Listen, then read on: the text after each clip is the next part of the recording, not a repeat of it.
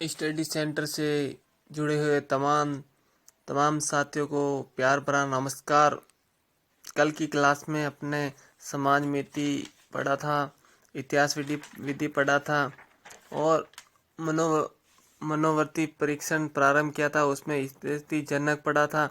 उसके उसके बाद अपने व्यक्तिगत प्रश्नावली और प्रक्षेपण पर चर्चा कर चुके हैं।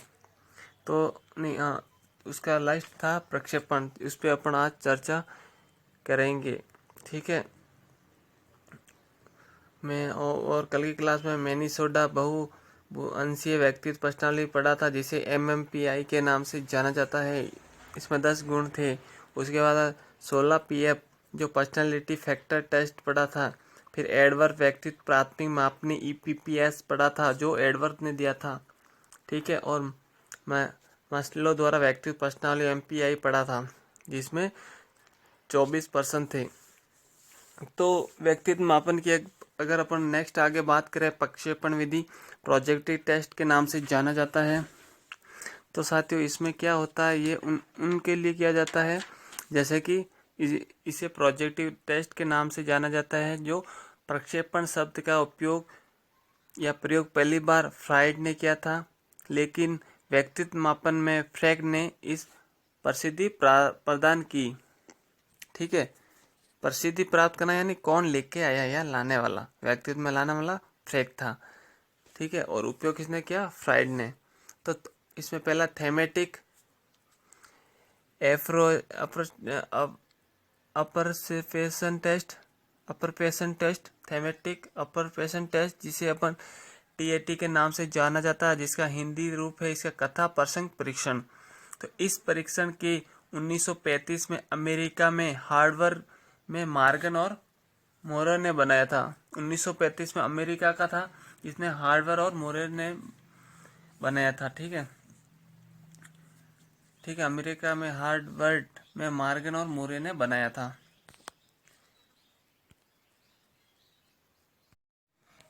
इस परीक्षण में कुल 30 कार्ड है। कितने कार्ड है इस परीक्षण में, कितने प्रक्षेपण विधि में कितने कार्ड है, 30 कार्ड है, ठीक है। तो उसका जो पहला था TAT, उसमें 30 कार्ड है, जिन पर चित्र बने हुए हैं, जिनमें एक या एक से अधिक व्यक्ति कुछ क्रिया करते हुए दिखाए गए हैं। किन कार्डों पर, जो 30 कार्ड है जिसमें एक दूसरे व्यक्ति कुछ क्रिया करते हुए दिखाते हैं। इन कार्डों को देखकर छात्र को एक कहानी का निर्माण करना पड़ता है, जिसमें 3 पक्ष आने चाहिए। जैसे कि कार्ड में जो दिखाया गया है उससे पहले क्या हो रहा था, मतलब जो कार्ड में दिखाया गया उससे पहले क्या हो रहा था और अब क्या हो रहा है और आगे कहानी का अंत क्या होगा। तो TAT, जिसे हम कथा प्रसंग परीक्षण में 30 कार्ड में से 20 कार्ड का उपयोग होता है। प्रत्येक कार्ड के पीछे उनका क्रम दिया गया है। 30 कार्ड है कुल में से, तो हर एक का अपन प्रक्षेपण में जो TAT है उसमें अपन 20 कार्ड का ही उपयोग करेंगे और प्रत्येक कार्ड के पीछे उनका क्रम लिखा हुआ है। कुछ कार्ड में केवल क्रम है और कुछ में क्रम के साथ साथ जैसे बॉय, गर्ल, मैन, फीमेल लिखा हुआ है, ठीक है। जैसे BGMF शॉर्ट फॉर्म में लिखा हुआ है। तो B का अर्थ है जैसे बॉय 14 वर्ष से जो कम उम्र वाला लड़का होगा उसके लिए। फिर गर्ल, लड़की का अर्थ मतलब 14 वर्ष से कम उम्र वाली लड़की के लिए। फिर मैन, जो 14 वर्ष से अधिक उम्र वाला लड़का होगा। फीमेल, जो 14 वर्ष से अधिक उम्र वाले लड़के हो उनके लिए कार्ड है। लेकिन 31 मोरे के द्वारा दिए गए थे, लेकिन अब 30 कार्ड है। लेकिन कार्ड पहले कितने थे TAT में, 31 थे, लेकिन एक कम कर दिया, वो एक खाली कार्ड है जो मोरे ने के द्वारा बताया गया था। तो इन जिन कार्डों पर केवल क्रम है वे कार्ड प्रत्येक आय वर्ष और दोनों लिंगों के लिए उपयोग में लाया जा सकता है। बाकी कार्ड का चयन छात्र की आयु और लिंग के अनुसार होगा। किसके अनुसार, आयु और लिंग के अनुसार होगा। इस आयु और लिंग के अनुसार कार्ड का चयन किया जाता है साथियों। तो संख्या हमेशा 20 ही आएगी, इन सब से करके 20 ही कार्ड लेंगे अपन। तो जैसे अभी कार्ड नंबर 16 में क्या दर्शाया गया, रिक्त कार्ड होता है ये, और ये ब्लैक कार्ड होता है। तो कार्ड नंबर 16 में कल्पना शक्ति अधिक आती है, कहानी पिक्चर का निर्माण करते हैं, ठीक है। और पहले 1 से 10 देते हैं, फिर 11 से 20 देते हैं। संख्या के अनुसार देंगे, पहले उस बच्चे को 1 से 10 काट देंगे, फिर 11 से 20 देंगे। फिर मापन, अपन इसमें आवश्यकता क्या है बच्चे की, जैसे इन कांड में अपन किसी भी आवश्यकता का माप सकते हैं या सामाजिक दबाव क्या है वो अपन माप सकते हैं। तो इसमें बच्चा अपनी आवश्यकता, जैसे कि किसी की आवश्यकता घर है, कार है या बाइक लेना है, लेकिन सामाजिक दबाव क्या है, उसका घर का निर्माण करना है, घर बनाना है या घर पे पैसे देना है, ये सामाजिक समस्या आ जाएगी, ठीक है। तो पहला, भारत में कौन कौन लेके आया टीएटी, भारत में कौन लेके आया, तो उमा चौधरी थी जो टीएटी का भारतीयकरण किया था, ठीक है, उमा चौधरी। दृश्य के अनुसार व्यक्ति वर्गीकरण, फिर पाश्चार्य दृष्टि के अनुसार व्यक्तित्व का वर्गीकरण। तो हिपोक्रेटस का वर्गीकरण, जो सर्वप्रथम व्यक्तित्व का वर्गीकरण करने का श्रेय हिपोक्रेटस को जाता है। इसने अपनी पुस्तक नेचर ऑफ मैन में संवेग रक्त द्रव के आधार पर व्यक्तित्व के 4 प्रकार बताए हैं। कितने बार 4 प्रकार बताए, पहला आशावादी, क्रोधित, फिर मन, फिर उदासीन। जैसे आशावादी, उसे क्या कहा गया था, जो आशावादी होगा वो सैगुरन होगा, उसका लाल लाल कलर होगा। तो कर्मशील, प्रसन्नचित्त, सक्रिय होगा, व्यवहारशील, व्यक्तिनिष्ठ होगा, ठीक है। तो लाल रंग की पहचान, जिस बच्चे या व्यक्ति को लाल कलर अच्छा, वो आशावादी होगा, और सैगुरन होगा जिसके सक्रिय होगा, व्यवहारिक और कर्तव्यनिष्ठ होगा या प्रसन्नचित्त व्यक्ति होगा। उसके बाद क्रोधित का पीला रंग बताया गया, कालरिक का कह सकते हैं। और शीघ्र क्रोधित होने वाला, चिड़चिड़ा, दूसरों की निंदा करने वाला, स्वयं की निंदा से बचने वाला होता है। फिर तीसरा मंद होता है, जो फ्लेगमेटिक मिश्रित, जो श्लेष्मा, शांत स्वभाव, आलसी, कामचोर, गुलामी करने वाला, वो होगा फ्लेगमेटिक मिश्रित, जो श्लेष्मा, ठीक है। तो उदासीन व्यक्ति कैसा होगा, मेलनकोलिक या काला रंग होगा, उसका सदैव दुख रहेगा, चिंता में रहने वाला, और दूसरों का सुख इनसे देखा नहीं जाता, ठीक है। तो कैस्मर का वर्गीकरण 1925 में, कब, 1925 में 400 फोटोग्राफी का विश्लेषण कर शारीरिक संरचना के आधार पर व्यक्तित्व के 4 प्रकार बताए, जो कुछ काय, दुर्बला, पतला, लंबा शरीर, छोटे मोटे और चिड़चिड़ा स्वभाव का होगा, वह स्वयं की निंदा से बचता है। जो ये एस्टेनिक होता है, जो कृष्णकाय होता है, जो कैस्मर का वर्गीकरण में है, तो ये दुबला होगा, और इस पतला भी होगा, फिर उसकी हाइट या लंबाई काफ़ी होगी, फिर शरीर से छोटा होगा, और कंधे मोटे होंगे, कंधे छोटे भी होंगे, फिर चिड़चिड़ा भी होगा, स्वभाव का स्वयं की निंदा से बचता है, और ये दूसरों की निंदा ज़्यादा करता है। फिर आता है पृष्ठकाय, दूसरा का पृष्ठकाय, जिसे अपन एथलेटिक्स कहते हैं, वो एथलेटिक्स में ज़्यादा ध्यान देगा, लंबा चौड़ा शरीर होगा, कंधे, व्यायाम अच्छा करेगा, प्रिय होगा, रोमांटिक प्रिय होगा, खिलाड़ी प्रवृत्ति का कह सकते हैं अपन, ठीक है। फिर तीसरा इसका प्रकार है, ये किसका पढ़ लिया हम, कैस्मर का वर्गीकरण, जिसमें 4 प्रकार के इसने बताए। पहले अपने इसका वर्गीकरण पढ़ा था, हिपोक्रेटस का वर्गीकरण। फिर दूसरा वर्गीकरण किसका पढ़ रहे हैं, कैस्मर का वर्गीकरण, उसमें भी 4 प्रकार बताया, जिसमें अपन कैस्मर पढ़ लिया, पृष्ठकाय वाला पढ़ लिया, अभी स्थूलकाय यानी पिकनिक कह सकते हैं। जैसे इसमें भारी भरकम शरीर होगा, मोटा पेट, खाने पीने का शौकीन होगा, और मस्त मोहल्ला होगा, घूमना फिरना अच्छा लगता है इस प्रकार के व्यक्ति को। फिर मिश्रित काय, जिसे डिप्लोमेटिक्स कहते हैं, इसमें तीनों की विशेषता होती है, ठीक है, तीनों की विशेषता होती है। फिर W.S. सेल्डन का वर्गीकरण 1942 में सोल्डन ने 4000 फोटोग्राफी का विश्लेषण कर शारीरिक संरचना के आधार पर व्यक्तित्व के 3 प्रकार बताया था, लंबा आकृति, आयताकार आकृति, गोलाकार आकृति। इन तीनों की विशेषता बताई, जो कुशका है, ठीक है,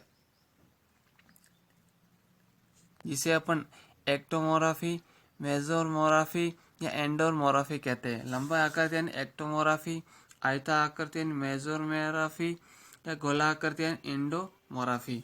फिर आता है स्पेंगनर का वर्गीकरण। स्पेंगनर का वर्गीकरण जो 1942 में स्पेंगनर ने अपनी पुस्तक में सामाजिक कार्यों की आधार पर टाइप्स ऑफ मैन, जिसे टाइप्स ऑफ मैन बुक में, जिसे व्यक्तित्व के 6 प्रकार होता है, टाइप्स ऑफ मैन बुक में 6 प्रकार बताए। किसने दी अपनी पुस्तक में? स्पेंगर ने 1942 में। तो धार्मिक व्यक्तित्व के लोग, यानी धार्मिक व्यक्तित्व के लोग कैसे हो गए, उनकी पहचान कैसे करेंगे अपन? उसमें सभी का भला चाहने वाला होता, ईश्वर एक धर्म में विश्वास करने वाला होता, ब्राह्मण प्रवृत्ति के लोग होंगे, साधु संत योगी सन्यासी आदि। फिर आर्थिक प्रवृत्ति के लोग, इनका प्रमुख उद्देश्य लाभ कमाना होता है। आर्थिक प्रवृत्ति वाले लाभ कमाना होता है, जैसे दुकानदार, व्यापारी, बिजनेसमैन, जो भी उद्योगपति, ठीक है। फिर आता सामाजिक प्रवृत्ति वाले लोग, इस व्यक्तित्व के लोग प्रमुख उद्देश्य समाज सेवा करना के शौकीन होंगे और समाज सेवा करना और अपना धर्म समझते हैं, अपना धर्म करते हुए, और जैसे समाज सेवक, सामाजिक कार्यकर्ता सामाजिक प्रवृत्ति में आएंगे। फिर आता है राजनीतिक प्रवृत्ति। तो राजनीतिक प्रवृत्ति में किस प्रकार के लोग आएंगे, जैसे कि इस प्रवृत्ति में प्रमुख उद्देश्य राजनीतिक से होता है, ये सत्ता विभाजन का कार्य करते हैं, जैसे मंत्री, राजनेता, संतरी आदि। फिर सैद्धांतिक से आशय है सिद्धांतवादी होगा, जैसे वैज्ञानिक, मनोवैज्ञानिक, गणित के। इस व्यक्तित्व के लोग सत्य के पुजारी भी होते हैं और इस तरह के आधार पर अपनी बात करते हैं, जैसे गणित की तरह करता है, वैज्ञानिक करता है, मनोवैज्ञानिक कह सकते हैं जी। फिर आता है कलात्मक। इस व्यक्तित्व के लोग नवीन वस्तुओं का निर्माण करते रहते हैं, जिसे अपन सृजनात्मकता कहते हैं। जिस व्यक्ति में ज़्यादा पाई जाती है वो हमेशा कलात्मक कार्य में रुचि करता है, जैसे मूर्तिकार होते हैं, चित्रकार हो गया आदि, या कोई प्राकृतिक सुंदरता। फिर थार्नडाइक का वर्गीकरण, इसने चिंतन के आधार पर व्यक्तित्व के 3 प्रकार बताए। कितने चिंतन के आधार पर व्यक्तित्व के 3 प्रकार बताए। पहला का प्रत्यक्ष विचारक, ये किसी भी विषय की गहराई में जाकर विचार नहीं करते हैं। प्रत्यक्ष विचार वाले जो अमूर्त चिंतन मतलब करते ही नहीं। फिर आता गहन विचार, इस व्यक्तित्व के लोग प्रत्यक्ष विषय वस्तु की गहराई में जाकर विचार या चिंतन करते हैं। फिर स्थूल विचारक, इस व्यक्तित्व के लोग प्रत्यक्ष वस्तु होने पर विचार या चिंतन करते हैं।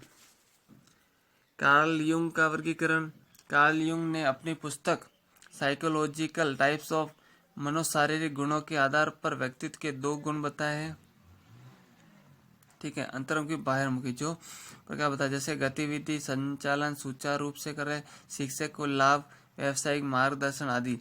जैसे अंतर्मुखी शर्मीले होते हैं और सकालू होते हैं, स्वार्थी होते हैं, असामाजिक होते हैं, अमूर्त चिंतन होते हैं, मित्रों की संख्या कम होती है। अंतर्मुखी वाले का बता रहा हूँ कैसे पहचान कर सकते हैं, वो समायोजन की समस्या होती है, उसमें किसी भी जगह अमूर्त चिंतन वाले समायोजन नहीं कर पाते हैं। फिर मित्र की संख्या भी इसके में कम होती है। अमूर्त वाले व्यक्ति में असामाजिकता पाई जाती है, वे स्वार्थी होते हैं, अपना काम अपने मस्त मौला रहते हैं, वे सकालू प्रवृत्ति वाले होते हैं, मतलब शकीले होते हैं। फिर शर्मिले भी ये बहुत पाए जाते हैं। फिर बहुमुखी, जैसे वाचाल वाले होते हैं, सामाजिक होते हैं, मित्रों की संख्या अधिक होती है, समायोजन करने में समझते भी है। फिर बहुमुखी वाले जैसे साहसी भी होते हैं, सहयोगी होते हैं, ईमानदार होते हैं। तो याकोब एवं नेमेन ने अंतर्मुखी व बहिर्मुखी के मध्य में एक प्रकार और बताया, जिसे अपन उभयमुखी कहा गया है, तथा उन्हें ही एक वक्र रेखा का भी निर्माण किया है। जैसे कि अंतर्मुखी, बहुमुखी, लेकिन उभयमुखी यानी समय परिस्थिति के अनुसार व्यवहार को प्रकट करता है, उसे उभयमुखी कहते हैं अपन। फिर आगे बात करें तो अल्पोर्ट के शील गुण का सिद्धांत। अल्पोर्ट ने वह गुण जिसके माध्यम से व्यक्ति के व्यवहार का संचालन हो कहलाता है शील गुण कहते हैं। अल्फोर्ड ने शील गुणों की संख्या 2 बताई है साथियों। कितनी अल्फोर्ड ने शील गुणों की संख्या कितनी बताई? 2। पहला गुण प्रभावक, दूसरा अप्रभावक। तो अपन प्रभावक की बात करें, जैसे केंद्रीय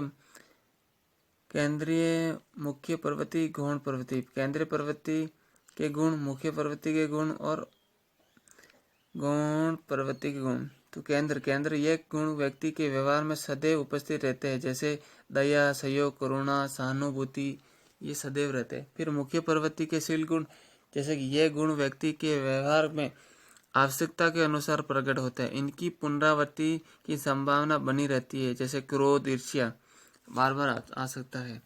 गुण प्रवृत्ति के शील गुण, यह गुण व्यक्ति के व्यवहार में जीवन में एक प्रकार या एक बार ही प्रकट होता है। इनकी पुनरावृत्ति की संभावना नहीं होती, जैसे विश्वास और प्रेम। एक बार अपना विश्वास टूट जाता है, दूसरा बार नहीं आता है। या किसी से अपना दिल दुख जाता है या प्रेम हो जाता है, अगर वो टूट जाता है, उसमें मन नकारात्मक होती है, तो वो गुण प्रवृत्ति दोबारा उस पर अपन विश्वास कर ही नहीं सकते। ठीक है, इसीलिए ये बहुत ही कम होता है। इसीलिए कहा गया है कि यह गुण, जो गुण प्रवृत्ति वाला शील गुण है, यह गुण व्यक्ति के व्यवहार में जीवन में एक बार ही आता है। कितनी बार? एक बार। क्या? विश्वास और प्रेम एक बार ही आता है। क्रोध और ईर्ष्या, ये मूल प्रवृत्ति जो बार बार आती रहती है। फिर केंद्रीय, जैसे दया, सहयोग, करुणा, ये सहानुभूति, ये हमें रहती है। लेकिन ऐसे दो चीज़ है जो हमें एक बार अपन खोल ले तो दूसरी बार नामुमकिन है विश्वास जताना किसको। ठीक है, तो आल्पोर्ट ने शील गुणों को शब्दों की संख्या भी बताई है। कितनी बताई साथियों, आपको पता है? 18,000 बताई है कि शब्दों की संख्या, गुणों की शब्दों की संख्या कितनी? 18,000 शब्द गुण होते हैं अपने। तो आल्पोर्ट के सिद्धांत का विकसित करने का श्रेय आरबी कैटल को जाता है। आल्पोर्ट के शील गुणों को विकसित करने का श्रेय किसको जाता है? आरबी कैटल को जाता है। आल्पोर्ट ने 18,000 बताए शब्द बताए थे, फिर 4500 आरबी कैटल ने बताए, फिर 200 बताए आरबी कैटल के मूल शब्द बताए, फिर आरबी कैटल के पद 35 बताए, फिर आरबी कैटल ने शील गुण 16 बताए हैं। कितने बताए? 16 लास्ट में। तो वर्तमान में व्यक्तित्व के 4 प्रकार है। ये व्यवहारिक परिस्थिति के आधार पर बताए गए हैं, जैसे भाव प्रदान, विचार प्रदान, बुद्धि प्रदान, दैवीय दृष्टि प्रदान। फिर भारतीय दृष्टिकोण के अनुसार व्यक्तित्व का वर्गीकरण, जैसे गीता सार के अनुसार श्लोक 4 श्लोक 14 4 पेज नंबर 4 अध्याय 4 नहीं क्या गीता, हाँ सॉरी यहाँ पे थोड़ा डाउट है, अच्छा नहीं है, एक सेकंड। हाँ, गीता सार के अनुसार अध्याय 5 में 14वां श्लोक में वर्गीकरण किया गया है, और गीता में कर्म एवं गुणों के आधार पर व्यक्तित्व के 3 भेद बताए हैं। गीता में बताए गए संतोष गुण और रंजो गुण और तमा गुण। संतोष गुण, रंग सफेद होगा, सभी का भला चाहने वाला होगा, धर्म में विश्वास होगा, समाज सेवा होगा, सेवक होगा, साधु संत योगी दार्शनिक या राजा कह सकते हैं। ये पहला गुण। फिर रजोगुण में रंग लाल बताया है, ये सत्ता प्राप्ति के लिए कार्य करते हैं। ये सत्ता प्राप्ति हेतु हिंसा कर सकते हैं, भोग विलास होते हैं, जैसे सेठ, साहूकार, किसान, राजनेता, मंत्री। तमागुण, रंग काला होता है, इनसे दूसरों का सुख देखा नहीं जाता है। ये दूसरों का धन हड़पना चाहते हैं, जैसे चोर, डाकू, गुलाम आदि। ये काला गुण, काला रंग वाला होगा। अभी चलो आगे अपन कल पढ़ेंगे जो व्यक्तित्व के चरक संहिता अनुसार व्यक्ति का वर्गीकरण है। ये अपन आगे नेक्स्ट क्लास में बात करेंगे। धन्यवाद।